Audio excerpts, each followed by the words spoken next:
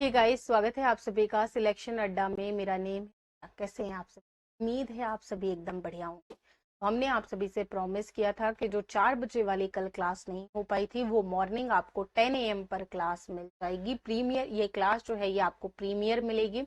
मुश्किल से आधे घंटे की भी क्लास नहीं होगी, क्योंकि बहुत ही छोटा चैप्टर है, बहुत ही आसान चैप्टर है। इसमें जो है वो हम की एलिमेंट समझेंगे डेमोक्रेटिक गवर्नमेंट के, कि डेमोक्रेटिक गवर्नमेंट के क्या की एलिमेंट हो सकते हैं। हिंदी में इस चैप्टर का नाम है लोकतांत्रिक सरकार के मुख्य तत्व। तो कंप्लीट चैप्टर जो है वो हम पढ़ने वाले हैं आपकी क्लास 6 की एनसीईआरटी का चैप्टर 4 है, जो कि आपके ऑल एग्जाम्स के लिए इंपॉर्टेंट है। चाहे आप जो है वो किसी भी एग्जाम की तैयारी कर रहे हो, यूपीएससी, स्टेट पीसीएस या फिर और भी कोई भी एग्जाम, उन सभी एग्जाम्स के लिए ये उतना ही इंपॉर्टेंट है। क्योंकि अगर आपको बिल्डिंग बनानी होती है तो डेफिनेटली आप बेस बनाते हो ना, तो किसी भी एग्जाम की आप तैयारी कर रहे हो, आपको एनसीईआरटी जो है वो हर एग्जाम्स में पढ़नी है। तो ये जो आपकी है वो बहुत ही इंपॉर्टेंट है। इसमें एक्चुअल में इस चैप्टर में हम क्या क्या पढ़ेंगे, तो डेमोक्रेटिक गवर्नमेंट के कामों को प्रभावित करने वाली क्या इंपॉर्टेंट बातें हैं उनको पढ़ेंगे।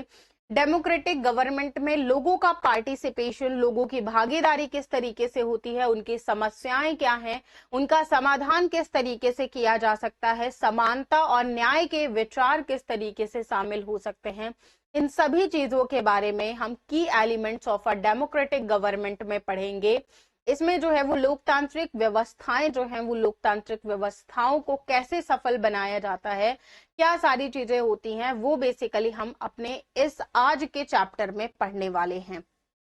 तो ये जो है ये एलिमेंट्स होते हैं डेमोक्रेटिक गवर्नमेंट के, जिसमें आगे अभी हम बात करेंगे कि पर्सनल फ्रीडम्स क्या है, political freedom, political equality, rule of law, common good, human dignity, being and informed, greeting, involve and respect. ये कुछ चीजें होती हैं जो कि एक डेमोक्रेटिक गवर्नमेंट के एलिमेंट्स होते हैं।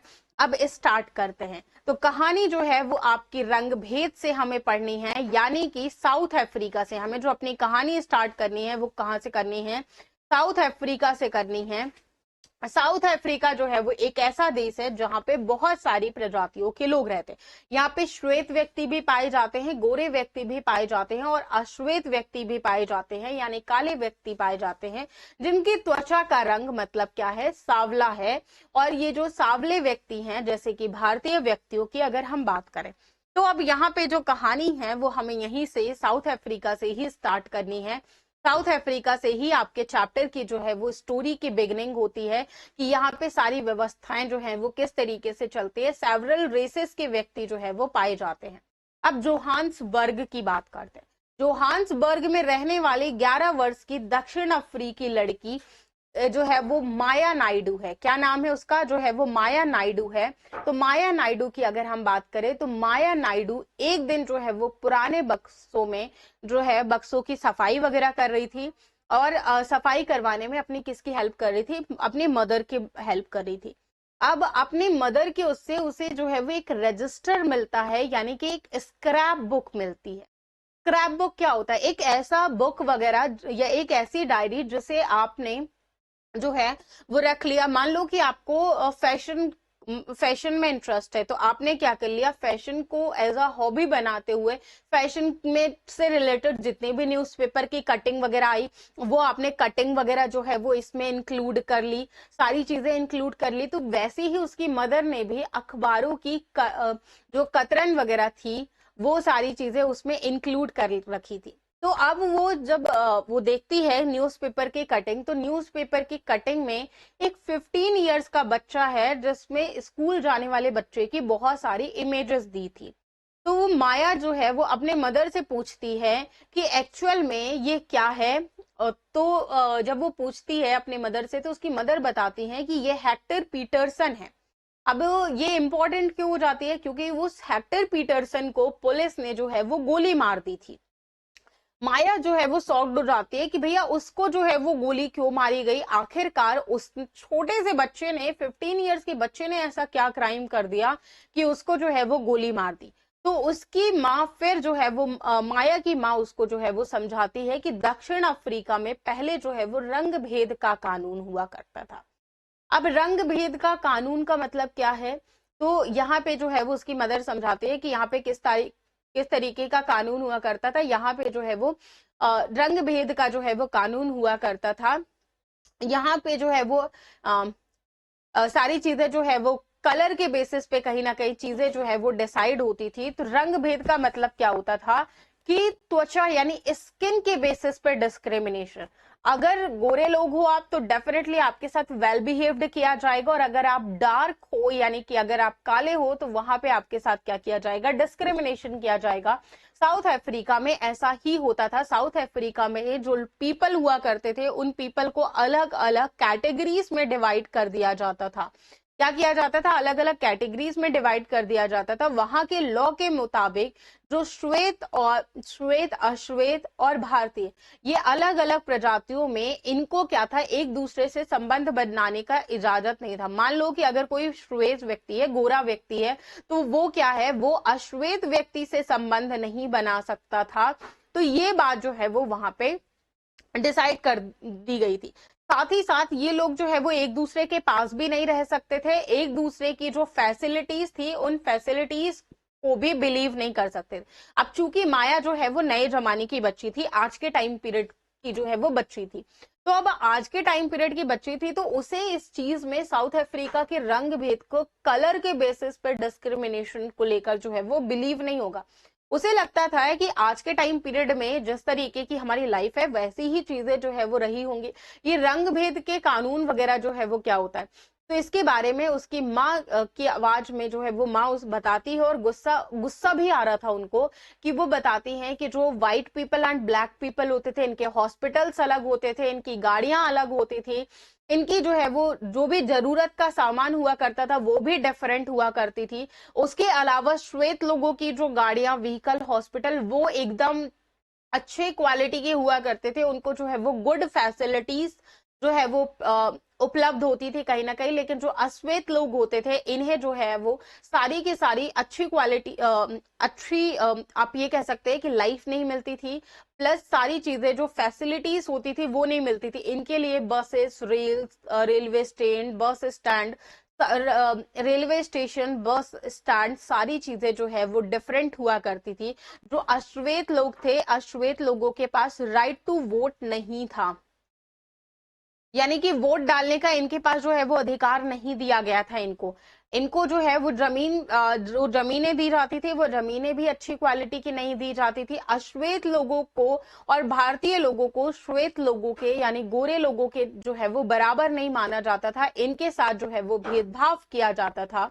दक्षिणी पश्चिमी हिस्से में साउथ अफ्रीका में ही, साउथ अफ्रीका के दक्षिणी पश्चिमी हिस्से की बात करें तो दक्षिणी पश्चिमी हिस्से में जो है वो एक शहर था सोवोटो। कौन सा शहर था, सोवोटो नाम का जो है वो एक शहर था। अब इस सोवोटो नाम के शहर में जो है वो कौन लोग रहते थे, यहाँ पर जो है वो अश्वेत लोग रहा करते थे। और इन्हीं अश्वेत लोगों में कौन रहता था, हेक्टर पीटरसन रहा करता था। कौन रहा करता था, हेक्टर पीटरसन। तो ये जो स्टोरी जो हेक्टर पीटरसन को स्टार्टिंग में ही जो 15 ईयर का बच्चा है, ये कौन है हेक्टर पीटरसन, वो 15 ईयर का जो है वो एक बच्चा है जिसे क्या कर दिया गया था, पुलिस के द्वारा गोली मार दी गई थी। कितने ईयर्स का बच्चा है, 15 ईयर्स का बच्चा है। तो वहां के श्वेत लोग जो है वो साउथ अफ्रीका के श्वेत लोग जो होते थे वो अफ्रीकन लैंग्वेज बोलते थे। हेक्टर के स्कूल और अन्य विद्यार्थियों को ये भाषा भी जो है वो सीखने के लिए जोर डाला जा रहा था। यहाँ पे बोला जा रहा था कि जो साउथ अफ्रीका के जो गोरे लोग हैं वो कौन सी लैंग्वेज बोलते हैं, अफ्रीकन्स बोलते हैं। तो आपको भी क्या करना पड़ेगा, अफ्रीकन्स लैंग्वेज ही सीखना पड़ेगा। तो फिर प्रॉब्लम क्या थी, यहाँ की ये जो अश्वेत लोग थे, ये अश्वेत लोग कौन सी लैंग्वेज बोलते थे, इनकी जो बेसिकली रीजनल लैंग्वेज थी वो जूलू लैंग्वेज थी। ये जो है ये जूलू लैंग्वेज ही सीखना चाहते थे, उसी को कंटिन्यू करना चाहते थे, ये नहीं सीखना चाहते थे अफ्रीकन लैंग्वेज। देखिए, न्यू लैंग्वेज सीखने में जो है वो किसी भी तरीके की कोई भी बुराई नहीं है, बट यहाँ पे प्रॉब्लम कब स्टार्ट होती है, जब जब हम कोई भी वर्क जो है वो अपनी मर्जी से करते हैं, देन डेफिनेटली वो चीज हम सीखना चाहते हैं। बट यहाँ पे क्या किया जा रहा था कि जो अश्वेत लोग थे साउथ अफ्रीका में, वो चीजें उन पर इम्पोज की जा रही थी। जबरन जो है वो हेक्टर और उसके जो फ्रेंड्स थे उन पर अफ्रीकन लैंग्वेज सीखने का जो है वो दबाव डाला जा रहा था। तो उनके द्वारा जब विरोध किया गया तो उस विरोध करने के कारण जो है वो पुलिस ने उन पर क्या की थी, गोली चलाई थी। और इसमें जब ये गोली चली थी तो हेक्टर पीटरसन को वो गोली लगी थी और हेक्टर पीटरसन की जो है वो मौत हो गई। तो क्या ये एक कोई काल्पनिक घटना है? नहीं, ये काल्पनिक घटना नहीं है। ये घटना जो है वो 16 जून 1976 को घटी थी। आप अगर गूगल करेंगे 16 जून 1976 की घटना साउथ अफ्रीका की, डेफिनेटली गूगल में आपको बहुत सारे जो आर्टिकल्स हैं वो इससे रिलेटेड मिल जाएंगे। अब जैसे आप सोचो कि मान लो कि आपके साथ क्या किया जाए कि आप जो है आपकी अलग अलग रीजनल लैंग्वेजेस है। मान लो आप बुंदेलखंड से आते हो तो बुंदेलखंडी लैंग्वेज आप बोलते हो, बिहार से आते हो बिहारी लैंग्वेज आप बोलते हो। उसके अलावा इंडिया में न जाने कितनी सारी रीजनल लैंग्वेजेस है। बताओ, रीजनल लैंग्वेजेस को भी हमारे 8वें शेड्यूल में रखा गया है। इवन जब आप यूपीएससी तक का पेपर देते हो वो भी आपके लैंग्वेजेस का पेपर होता है। आप अपनी लैंग्वेज में सोचो पेपर दे सकते हो। वहां पे पूरे लोगों को क्या किया जा रहा था, सिर्फ एक लैंग्वेज सीखने के लिए जोर दिया जा रहा था। तो ये जो है वो डेफिनेटली प्रॉब्लम स्टार्ट हुई, लोगों ने जो है वो विरोध करना चालू किया। तो यहाँ पे रंग भेद में आपके कुछ इंपॉर्टेंट पॉइंट, जैसे दौड़ के आधार पर पृथक्करण किया गया था। दौड़ का मतलब यहाँ पे सेग्रीगेशन बेस्ड ऑन रेस, आपके रेसेस के बेसिस पे क्या किया गया था, डिस्क्रिमिनेशन किया गया था, आपको डिफ्रेंशिएट कर दिया गया था। The people were divided into white, black, Indian and coloured races. तो यहाँ पे जो क्या किया गया था, डिवीजन कर दिया गया था, division on the basis of colour.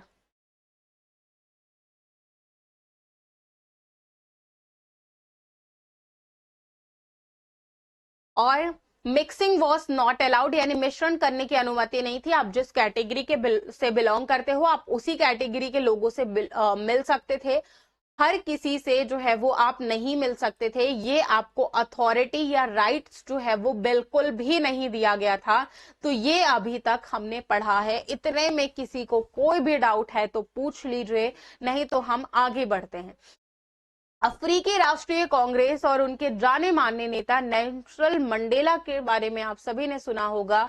इस रंग भेद को खत्म करने के लिए जो कहीं ना कहीं एक स्टेप उठाया गया, वो किसके द्वारा उठाया गया, नेल्सन मंडेला के द्वारा उठाया गया। नेल्सन मंडेला ने इस रंग भेद को खत्म करने के लिए जो है ये जो कलर के बेसिस पर डिस्क्रिमिनेशन था, इस कलर को के बेसिस पर डिस्क्रिमिनेशन को खत्म करने के लिए उन्होंने जो है वो बहुत लंबे टाइम तक स्ट्रगल किया। और ये स्ट्रगल कहीं ना कहीं जो है वो उनका फाइनली जाकर नेल्सन मंडेला के द्वारा लड़े गए 1994 में एक लोकतांत्रिक राष्ट्र बन गया। तो अब यहाँ पे साउथ अफ्रीका की जितनी भी प्रजातियां थी उनको इक्वालिटी यानी कि डेमोक्रेसी, डेमोक्रेटिक नेशन कब बन गया साउथ अफ्रीका, तो 1994 में बन गया। 1994 में हर किसी को जो है वो अपने तरीके से जीने का जो है वो एक तरीके से कह सकते हैं लाइसेंस मिल गया। तो नेल्सन मंडेला ने बहुत लंबे टाइम तक स्ट्रगल किया था। 1994 तक उन्होंने स्ट्रगल किया। देन फिर कहीं जाकर साउथ अफ्रीका जो है वो एक डेमोक्रेटिक नेशन बन पाया था। अब इसमें जो है वो भागीदारी लेना जो है वो सभी की जरूरी है, टू पार्टिसिपेशन। अगर हर कोई जो है वो पार्टिसिपेट करेगा देन डेफिनेटली तभी बढ़िया तरीके से चीजें हो पाएंगी।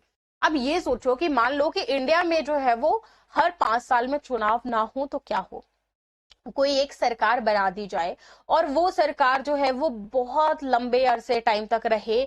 जब बन गई तो पता ही नहीं है कि कब चुनाव होंगे। तो आप सोचो कि किस टाइप की व्यवस्थाएं क्रिएट हो जाएंगी। यहाँ पे जो है वो डिक्टेटरशिप वाली व्यवस्था हो जाएगी, तानाशाही वाली व्यवस्था हो जाएगी, जब आपको पता ही नहीं है कि अगर आप अच्छे तरीके से काम नहीं करोगे, जनता की भलाई के लिए काम नहीं करोगे, समाज में अगर आप जो है वो नफरत फैलाने का काम करोगे, कास्ट को कहीं ना कहीं आप जो है वो बहुत ज्यादा बढ़ावा दोगे, तो डेफिनेटली आपको 5 साल बाद जनता जो है वो रखेगी नहीं, बिल्कुल भी आपको वोट नहीं दिए जाएंगे। तो यहाँ पे थोड़ा जो है वो डेमोक्रेटिक जो व्यवस्थाएं होती हैं उसमें जो आपके नेता लोग होते हैं, नेताओं के पास थोड़ा सा एटलीस्ट जो है वो डर होता है। लोकतांत्रिक व्यवस्था में जो निर्णय लेने का जो राइट होता है वो लोगों के पास होता है। चुनाव में हम और आप जो है वो अपने लोगों को वोट देकर, मत देकर के लोग जो है वो नेता का चुनाव करते हैं, प्रतिनिधि जो है वो निर्णय लेते हैं, लोगों की आवाज जो है वो इसमें शामिल होती है। जो नेता लोग होते हैं वो क्या करते हैं कि हर किसी की जो है वो बातों के लिए ध्यान देते हैं। तभी सरकार को क्या किया जाता है, एक निश्चित टाइम पीरियड के लिए, जैसे एक टाइम पीरियड रखा गया है, वो कितना रखा गया है, 5 इयर्स का टाइम पीरियड रखा गया है। लोगों को जो है वो भारत में ही अवधि 5 वर्ष की रखी गई है। हर 5 साल के बाद अगेन इलेक्शंस होते हैं, अगेन सारा प्रोसेस उसी तरीके से होता है। फिर जो है वो सरकार का बनना जो है वो, सरकार का गठन जो है वो डिसाइड किया जाता है। सरकार का फिर से सत्ता में बने रहना तभी संभव है जब लोगों के द्वारा जो है वो चुनकर भेजा जाए। तो ये आप कह सकते हैं कि लोकतंत्र की एक बहुत ही बढ़िया तरीका होता है कि इसमें जो है वो लोग पार्टिसिपेट करते हैं। अगर सरकार जो है वो अच्छे तरीके से काम नहीं कर रही है, सरकार की आलोचनाएं भी की जाती हैं। आप मान लो कि आपको किसी भी तरीके का कोई भी सरकार के द्वारा किया गया काम पसंद नहीं आ रहा है, आप डेफिनेटली उसको क्रिटिसाइज करते हो ना। आपको कोई भी व्यवस्थाएं जो है वो बढ़िया नहीं लग रही हैं, आप उसके खिलाफ बोलते हो। तो सरकार का काम करना जो है वो, और आवश्यकता होने पर आलोचनाएं वगैरह जो है वो की जाती हैं। भागीदारी जो है वो हर कोई करता है, समाचार पत्र, पत्रिकाएं, टीवी वगैरह है, रैली रैली आप देते हो, धरना प्रदर्शन वगैरह करते हो, हमले। तो ये जो है ये बहुत सारी चीजें इंक्लूडेड होती हैं जो कि कहीं ना कहीं आप इसमें जो है वो पार्टिसिपेट कर सकते हैं। किसी भी तरीके की कोई भी पॉलिसी बनाई जाती है तो डेफिनेटली क्या होता है, उस पॉलिसी में आप सभी लोग जो है वो इंक्लूडेड होते हैं। अब फॉर एग्जांपल आप देखो कि 2005 में क्या किया गया। 2005 में गवर्नमेंट के द्वारा जो है बिजली का किराया बढ़ा दिया गया। किसका किराया बढ़ा दिया गया? बिजली का किराया बढ़ा दिया गया। अचानक से बिजली का किराया जो है वो बढ़ा दिया गया। अब लोगों ने जो है वो इसके लिए धरने प्रदर्शन किए, जुलूस वगैरह निकाले, जो है वो हस्ताक्षर अभियान चलाया। तो सरकार ने जो है वो, सरकार के निर्णय के बचाव में जो है वो तर्क वगैरह दिए, लोगों को समझाने की कोशिश की, बट फिर भी लोगों ने नहीं माना। तो अगेन क्या कर दिया गया, जो बिजली किराए के दाम बढ़ाए गए थे उनको फिर से क्या कर दिया गया, घटा दिया गया। तो अगर गवर्नमेंट के द्वारा कोई ऐसी पॉलिसी लेकर आई जाती है जो लोगों को पसंद नहीं आती है, तो फिर लोगों के द्वारा धरने, जुलूस, हड़ताल वगैरह ये सारी व्यवस्थाएं की जाती हैं। हाँ, कॉन्स्टिट्यूशन भी आपको धरना प्रदर्शन करने की इजाजत देता है, बट कॉन्स्टिट्यूशन, आपका संविधान ये कहता है कि वो क्या करना है, आपको शांतिपूर्ण ढंग से करना है। सारी व्यवस्थाएं आप कर सकते हो, किसी भी तरीके की कोई प्रॉब्लम नहीं है। आप इस देश में रहते हो, अगर आपको किसी भी चीज से कोई समस्या है तो आप अखबार, पत्रिकाओं, टेलीविजन के माध्यम से जो भी आपके मुद्दे हैं तो वो आप उन मुद्दों को उठाइए। सरकार की जो जिम्मेदारियां हैं वो सरकार की आप जिम्मेदारियां भी बताइए। किसी भी तरीके की कोई दिक्कत नहीं है, बट सारे आपको काम किससे करना है, शांतिपूर्ण ढंग से करना है।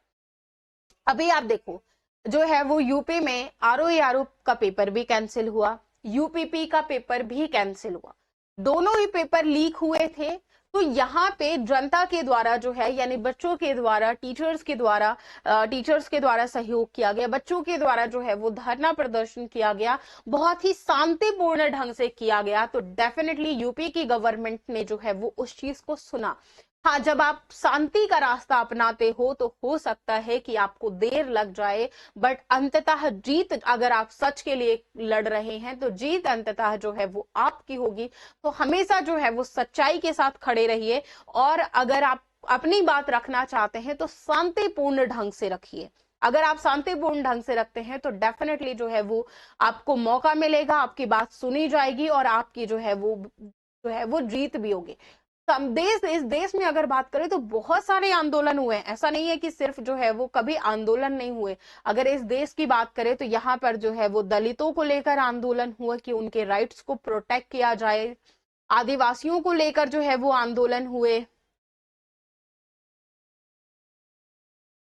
अल्पसंख्यकों ने आंदोलन किए कि हमारे राइट्स को क्या किया जा सके, प्रोटेक्ट किया जा सके। अल्पसंख्यकों के द्वारा जो है वो धरना प्रदर्शन किया गया, महिलाओं के द्वारा और भी अदर लोगों के द्वारा जो है वो धरना प्रदर्शन किया गया, अपने राइट्स की जो है वो डिमांड की गई। तो डेफिनेटली हर किसी के राइट्स का जो है वो क्या किया जाता है, समाधान किया जाएगा। बट आपको क्या करना होता है, थोड़ा सा जो है वो शांति रखनी होती है, पीस रखनी होती है। अगर आप थोड़ा सा शांति पीस रखेंगे तो सारी चीजों में जो है वो समझने में मदद मिलेगी, ये समझने में मदद मिलेगी कि हमारी जो सरकार है वो किस तरीके से काम करती है। अगर किसी भी तरीके का कोई भी कॉन्फ्लिक्ट है या कोई भी विवाद है, वो डेफिनेटली उसका क्या किया जाएगा, समाधान किया जाएगा। अब डेफिनेटली क्या किया, जब माया ने ये सारी स्टोरी पढ़ी, उसने विवादों और समस्याओं तो उसमें उसे वो चीज पता चली कि कई बार ऐसा होता है कि किसी भी तरीके का हमारे सामने कोई प्रॉब्लम आ जाए, कोई विवाद आ जाए, तो उन समस्याओं के समाधान के लिए हम कई बार क्या करते हैं, हिंसा का प्रयोग करते हैं। और ऐसा इसलिए होता है क्योंकि क्या होता है कि एक समूह है या एक ग्रुप है जो पर्टिकुलरली ये मान लेता है कि दूसरे समूह को विरोध करने से रोकने के लिए हमें क्या करना पड़ेगा, बल का इस्तेमाल करना पड़ेगा। अगर हम फोर्स इस्तेमाल करते हैं, ताकत इस्तेमाल करते हैं, तो हम जो है वो जल्दी जीत सकेंगे। तो यहाँ पे विवाद जो है, मान लो आप किसी से कोई बात कह रहे हो, वो बात अगर वो व्यक्ति आपकी बहुत ही आसानी से सुने, शांतिपूर्ण ढंग से सुने, पूरी बात सुने, तो आपको कहीं भी चिल्लाने की जरूरत नहीं महसूस होती है। और या फिर आप अपने पेरेंट्स से मान लो किसी चीज की कोई डिमांड करते हो, आपकी डिमांड सिर्फ वाजिब डिमांड की बात करो। देखिए पहली बात तो ये कि हमारे पेरेंट्स की भी लिमिटेशन होती है, तो अननेसेसरी डिमांड्स करनी नहीं चाहिए। बहुत सारे जैसे बच्चे वगैरह हो गए या बहुत सारे, तो मान लो कि आपके पेरेंट्स का के पास उतना ज्यादा रिसोर्सेस नहीं है, उतना ज्यादा उनके पास पैसे नहीं है। मान लो कि आपका काम जो है वो साइकिल से चल सकता है, अब आप बताओ स्कूटी की डिमांड कर रहे हो, अब वहां पे जो है वो उनके पास उतना है भी नहीं, तो डेफिनेटली वो फुलफिल नहीं करेंगे ना।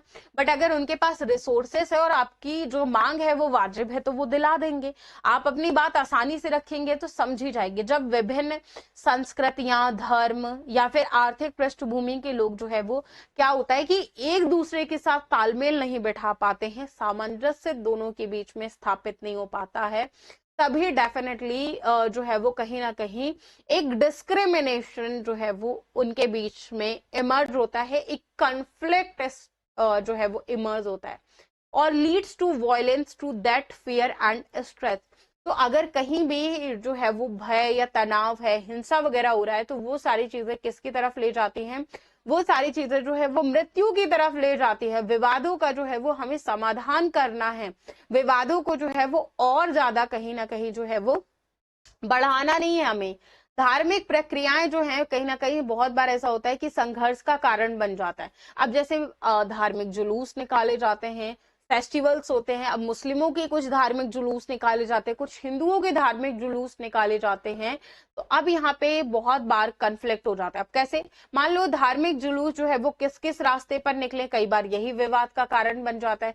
अब ऐसा हो सकता है कि मान लो कि ये कोई प्लेस है, ये जो हिंदुओं की है, ये कोई प्लेस है ये मुस्लिम की, अगेन यहाँ से कोई प्लेस हिंदू की स्टार्ट हो रही है, तो अब ये वाला जो रास्ता है ये कन्फ्लिक्ट का रास्ता हो जाएगा। अब कैसे कन्फ्लिक्ट का रास्ता हो जाएगा, मान लो हिंदुओं का कोई जुलूस वगैरह निकाला जा रहा है, तो अब यहाँ से कैसे निकलेगा, इस रास्ते से कैसे निकलेगा, यही विवाद का कारण बन जाता है। और ये हिस्सा कई बार क्या हो सकता है, कन्फ्लिक्ट का कारण बन सकता है, दंगे वगैरह भड़कने के कारण बन सकता है। कई बार लोग जो है वो जुलूस पर पत्थर वगैरह फेंकने लगते हैं, जो है वो और भी चीजें करने लगते हैं, तो या फिर निकलने नहीं देते हैं जुलूस। अब जैसे मान लो कि मुस्लिमों को निकालना है जुलूस, तो ये वाला एरिया और ये वाला एरिया उनके लिए कन्फ्लिक्ट हो गया। तो अब यहाँ पे क्या किया जा सकता है कि चीजें जो है वो बहुत आसानी से सॉल्व की जा सकती हैं।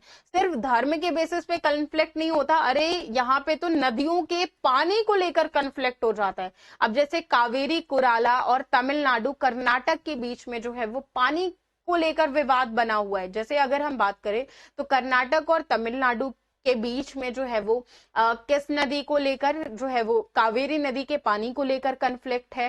कर्नाटक के कृष्णा सागर बांध में जो भी पानी जो है वो भरा हुआ है, वो वहां के कई जिलों में सिंचाई के लिए काम आता है, और इसी पानी से जो बेंगलुरु है, बेंगलुरु की जितने भी नीड्स हैं वो इसी पानी से फुलफिल होती हैं। देन तमिलनाडु में एक मैटूर बांध है, तो मैटूर बांध जो है, मैटूर बांध में भरे हुए नदी के पानी से जो है वो राज्य का डेल्टा क्षेत्र जो है वो इसी से सिंचाई होती है। तो कई बार नदियों के पानी को लेकर जो है वो लोगों के बीच में विवाद हो जाता है। ये दोनों ही नदियों पर अगर हम बात करें तो बांध जो है वो बनाए गए हैं।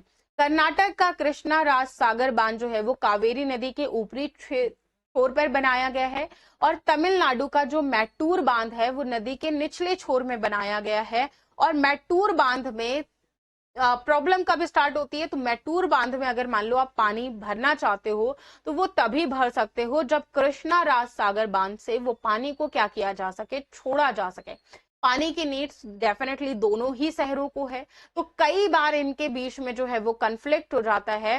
तो फिर इसमें जो है वो गवर्नमेंट इन्वॉल्व हुई। गवर्नमेंट ने क्या किया, एक ऐसे रास्ते निकाले कि यहाँ पे क्या किया जा सके, पानी का बंटवारा किया जा सके, ताकि एटलीस्ट पानी के बेसिस पे जो है वो दोनों के बीच में लड़ाई ना हो। अब यहाँ पे ये जो है ये आप देख रहे हो कि इधर जो है ये कर्नाटका वाला रीजन है, एंड यहाँ पे इस तरीके से चीजें जो है वो दिखाई गई हैं। यहाँ पे इस तरीके से कहीं ना कहीं जो है वो एक डिस्क्रिमिनेशन डिस्क्रिमिनेशन नहीं करेंगे, डिवीजन कहेंगे कि पानी के डिवीजन को लेकर दोनों स्टेट्स के बीच में जो है वो कई बार प्रॉब्लम हो जाती है। अब संघर्ष जो है, इन संघर्षों को हल करना, समानता और न्याय की बात की जानी चाहिए। समानता और न्याय की बात कैसे, लोकतांत्रिक सरकार की बात करें तो लोकतांत्रिक सरकार के मुख्य विचारों में से एक होता है कि न्याय और समानता के प्रति वचनबद्ध हो। अब अगर बात करें तो इसमें जो है वो इक्वालिटी, जस्टिस एंड इक्वालिटी की बात की जाना चाहिए। जस्टिस एंड इक्वालिटी को दोनों को जो है वो सेपरेट नहीं सोचना चाहिए, हमें जो है वो इनको इंक्लूड करके देखना चाहिए, क्योंकि अगर हम इनको इंक्लूड करके देखेंगे, एक साथ देखेंगे, तो चीजें जो है वो डेफिनेटली क्या हो पाएंगी, बहुत ही बढ़िया तरीके से हो पाएंगी। समानता और न्याय जो है वो चीजें बहुत बढ़िया तरीके से हो जाएंगे। अगर आप किसी संघर्ष को मान लो हल करना चाहते हो तो पुलिस और कानून व्यवस्था की जरूरत पड़ेगी। समान वितरण किया जाना चाहिए, यहाँ पे जो है वो इक्वालिटी रखनी चाहिए। कोई भी पर्सन अगर किसी भी वर्ग से बिलोंग करता है, नो मैटर जो भी व्यक्ति दोषी है उसे पनिश किया जाना चाहिए, एक बीच का रास्ता निकाला जाना चाहिए। अगर दो लोगों के मध्य कन्फ्लिक्ट है और किसी की भी जो है वो कोई भी गलती नहीं है, तो उस चीज को लेकर जो है वो संघर्षों को सॉल्व किया जाना चाहिए। लोगों की जो प्रॉब्लम्स हैं उन प्रॉब्लम्स को सॉल्व किया जाना चाहिए। अब बहुत बार अगर हम देखते हैं तो अस्पृश्यता, छुआछूत को लेकर अगर आप बात करें तो इसमें जो है वो कानूनी रूप से रोक लगा दी गई है। आर्टिकल 17 जो है वो हमारे कॉन्स्टिट्यूशन में जो है वो कहीं ना कहीं स्थापित किया गया, और ये कहता है कि इसमें जो है वो जो आर्टिकल 17 ये कहता है कि इसमें जो है वो यानी कि क्या किया गया है, अस्पृश्यता पर जो है वो रोक लगाई गई है। अगर आप अनटचेबिलिटी को प्रैक्टिस करते हैं, डेफिनेटली आपको क्या किया जाएगा, पनिश किया जाएगा। तो बहुत लंबे समय तक इसमें कानून के हिसाब से तो रोक लगा दी गई, बट बहुत लंबे समय तक दलित लोगों को शिक्षा के लिए, स्वास्थ्य के लिए, यातायात की सुविधाओं से वंचित रखा गया। पहले ऐसा हालात हुआ करते थे कि इनको पब्लिक प्लेसेस में घुसने नहीं दिया जाता था, कुएं से पानी नहीं पीने दिया जाता था, मंदिरों में नहीं घुसने दिया जाता था, बहुत सारी जो है वो इनके साथ अमानवीय प्रथाएं की जाती थी, इनको मारा पीटा जाता था, काम करवाया जाता था, बदले में जो है वो पैसे नहीं दिए जाते थे। तो इनके साथ जो है वो एक न्याय प्रिय जो व्यवहार होना चाहिए वो न्याय प्रिय व्यवहार नहीं किया जाता था। तो इसके लिए जो है वो किया गया कि विशेष, कई बार ऐसा जरूरत होती है कि किसी एक वर्ग के लिए हमें क्या है, एक विशेष प्रावधान की जरूरत पड़ती है। अब अगर आप देखो हमारी सोसाइटी में डेफिनेटली कहा जाता है कि बराबरी होनी चाहिए, बट जब आप गर्ल्स एंड बॉयज का रेशो देखते हो तो आपको डिफरेंस देखने को मिलेगा।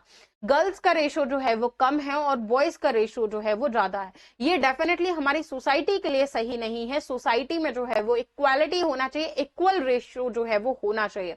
अब ये इक्वल रेशो नहीं है, इस वजह से कई बार सरकार के द्वारा जो है वो अलग अलग काम जो है वो कहीं ना कहीं आप कह सकते हो कि योजनाएं वगैरह चालू की जाती हैं। बेटी बचाओ बेटी पढ़ाओ भी जो है वो उन्हीं में से एक योजना है, जिसमें लड़कियों को अपने साथ होने वाले अन्याय से छुटकारा भी मिलेगा, और सरकारी स्कूल कॉलेजों में लड़कियों की फीस को खत्म करने या कम करने का भी प्रावधान किया जा रहा है। ताकि उनके राइट्स को क्या किया जा सके, प्रोटेक्ट किया जा सके। तो ये आपका बेसिकली जो चैप्टर था वो आपका यहां से कंप्लीट होता है, की elements of a democratic government. मैंने आप सभी से बोला था कि बहुत ही छोटा चैप्टर है, ज्यादा कुछ इसमें है नहीं। तो इतनी चीजें आज के लिए यहीं पर रखते हैं, मुलाकात करेंगे आप सभी से 4 PM पर एंड देन फिर 8 PM पर। ये हमारी क्लासेस का टाइमिंग है। Thank you so much, bye bye everyone.